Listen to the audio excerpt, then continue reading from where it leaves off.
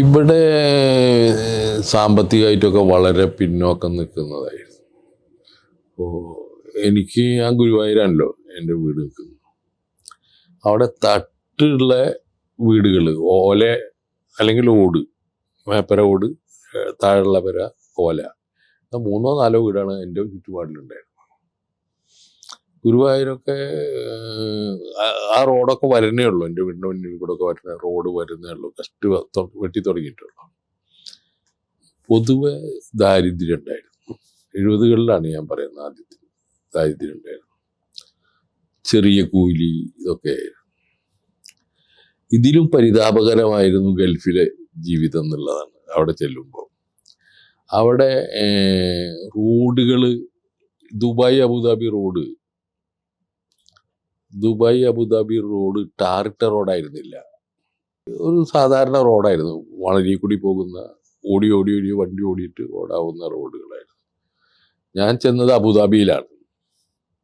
5-10 കെട്ടിടം ഉണ്ടാവും, അതിലും കൂടുതൽ ഉണ്ടെന്ന് എനിക്ക് തോന്നുന്നില്ല. പിന്നെ ഒരു ചെരിപ്രദേശം എന്ന് പറയാവുന്ന രീതിയിൽ അറബികൾക്ക് ഉണ്ടാക്കി കൊടുത്ത കോളനികൾ ഉണ്ടായിരുന്നു. അത് മദീന സായിദ് എന്ന് പറഞ്ഞ സ്ഥലത്തായിരുന്നു.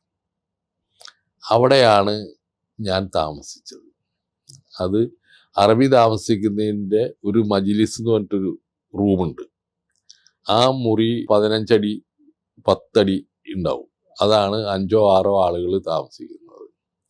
ഇതിൽ തന്നെയായിരുന്നു യൂസഫ് അലി താമസിക്കുന്നത്. ഇതുപോലത്തെ കുറച്ച് ഞാൻ താമസിക്കുന്നതിൻ്റെ കുറച്ചപ്പുറത്ത്. എനിക്ക് അദ്ദേഹത്തെ പരിചയമൊന്നുമില്ല. ഞാൻ പോരുന്നവരേക്ക് അദ്ദേഹത്തെ പരിചയമൊന്നുമില്ല. അപ്പോൾ അങ്ങനെയുള്ള ഒരു സ്ഥലമായിരുന്നു അബുദാബി. ദുബായ് അത് തന്നെ, ആളുകൾ ഇങ്ങനെ വന്നുകൊണ്ടിരുന്നത്. അപ്പോൾ ചെറിയ ജോലി സാധ്യത ആയിരുന്നു.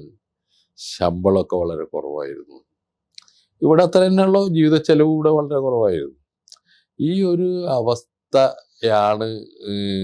കേരളത്തിൻ്റെ സ്ഥിതി വളരെ മോശമായിരുന്നു. വളരെ അപൂർവം വീടുകളിലാണ് ചോറുണ്ടായിരുന്നത് എനിക്ക് തോന്നുന്നു. 60കളിലൊക്കെ 50കളിലൊക്കെ പല വിദ്യാർത്ഥികളും, ഞാനൊക്കെ 50ൽ പഠിപ്പ് തുടങ്ങുന്ന ആളാണ് സ്ഥാനത്തിൽ.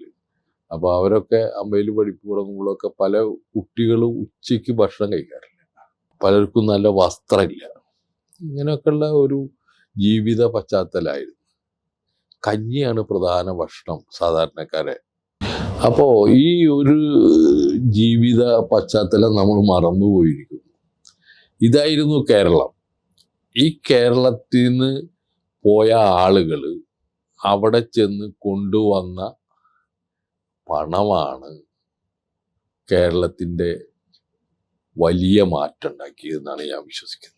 കേരളത്തിൽ ഇന്ന് കാണുന്ന എല്ലാ തരത്തിലുള്ള സാമൂഹ്യമായിട്ട്, സാമ്പത്തികമായിട്ട്, അതുപോലെ ഭൗതികമായിട്ട് നമ്മളെ ജീവിത പരിസരങ്ങളെ ഒക്കെ മാറ്റിയെടുക്കുന്നതിൽ വലിയ പങ്ക് പ്രവാസത്തിനുണ്ടെന്നാണ് എൻ്റെ അഭിപ്രായം. നമ്മളൊന്നുമിൽ ക്ലറിക്കൽ ജോബ്സ്, അല്ലെങ്കിൽ ഈ വീട്ടുജോലികൾ, അല്ലെങ്കിൽ പീടികകളിൽ ഷോപ്സിൽ നിൽക്കുക, റെസ്റ്റോറൻറ്റ് ഇതൊക്കെ പോലുള്ള സ്ഥലങ്ങളിൽ നിൽക്കുക. ഇതായിരുന്നു നമ്മൾ പൊതുവെ ചെയ്തിരുന്നത്. കൺസ്ട്രക്ഷൻ ഫീൽഡിൽ ജോലി ചെയ്തിരുന്നത് പാകിസ്ഥാൻ, ബംഗ്ലാദേശ് മുതലായ രാജ്യങ്ങളിൽ നിന്ന് വന്ന തൊഴിലാളികളായിരുന്നു. നമ്മൾ അത്തരം ജോലികൾ, ഈ സൈറ്റിലുള്ള ചൂടൊന്നും സഹിച്ച് ചെയ്യാനുള്ളതുകളില്ല. അതുകൊണ്ട് ഈ തരത്തിലുള്ള ജോലികളാണ് മലയാളികൾ അധികം പ്രിഫർ ചെയ്തിരുന്നത്. അപ്പോൾ ആ ഒരു ജീവിത ശമ്പളം എന്നൊക്കെ പറഞ്ഞ് വളരെ കുറവാണ്. ഞാനവിടെ ചെന്നിട്ട് ഒരു 6 മാസം ജോലിയില്ലാതെ നടന്നിട്ടുണ്ട്. 6 മാസം കഴിഞ്ഞിട്ടാണ് എനിക്ക് ജോലി കിട്ടിയത്. ഞാൻ പല സ്ഥലത്തും ജോലി അന്വേഷിച്ച് പോയിട്ടുണ്ട്. ഒരു രക്ഷയുണ്ടായിരുന്നില്ല. അപ്പോൾ എനിക്കവിടെ വളരെ അടുത്ത ബന്ധുക്കളൊന്നും ഉണ്ടായിരുന്നില്ല. എൻ്റെ അളിയൻ്റെ ഒരു മരുമകനാണ് എനിക്ക് ഭക്ഷണമൊക്കെ തന്നിരുന്നത്. അദ്ദേഹപ്പന്നില്ല. അദ്ദേഹമാണ് ഭക്ഷണത്തിനുള്ള പൈസ ഒക്കെ തന്നത്. അദ്ദേഹത്തിന് തിരിച്ചു കൊടുത്ത് ജോലി കിട്ടി. പിന്നെ എനിക്ക് ആദ്യം കിട്ടിയൊരു ജോലി 200 രൂപ ശമ്പളത്തിന്, 200 ദിർഹംസ്.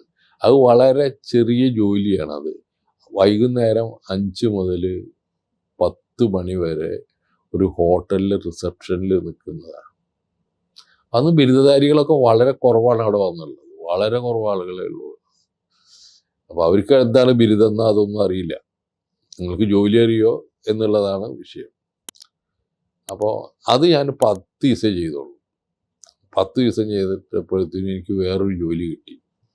അതും ഒരു ചെറിയ ശമ്പളമുള്ള ജോലിയായിരുന്നു. അത് ലെബനാൻകാരുടെ കമ്പനിയായിരുന്നു. അത് ലെബനാൻ ക്രിസ്ത്യൻസ് അവരായിരുന്നു അത് നടത്തിയിരുന്നത്.